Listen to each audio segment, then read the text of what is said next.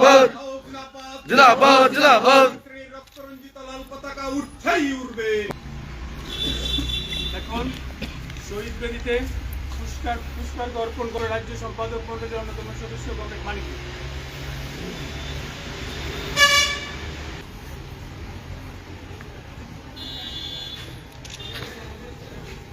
কেশব দেববর্মা জেলা সম্পাদক মণ্ডলী।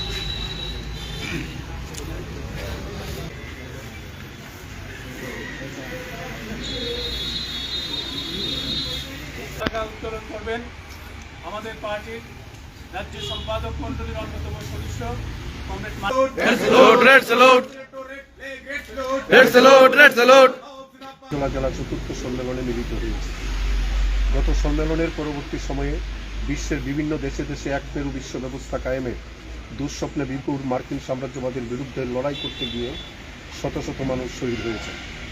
শহীদ বেদির সামনে দাঁড়িয়ে আমরা তাদের স্মরণ করছি। তাদের শহীদান সাম্রাজ্যবাদ, সন্ত্রাসবাদ এবং পুঁজিবাদ বিরোধী চলমান লড়াইকে উদ্বুদ্ধ করবে।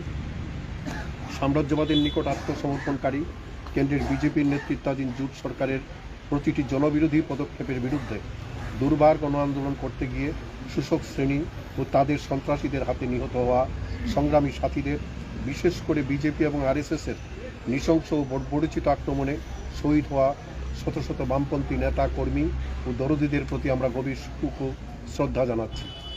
দেশের কৃষক আন্দোলনের সময়ে শাসক শ্রেণীর দুর্বৃত্তদের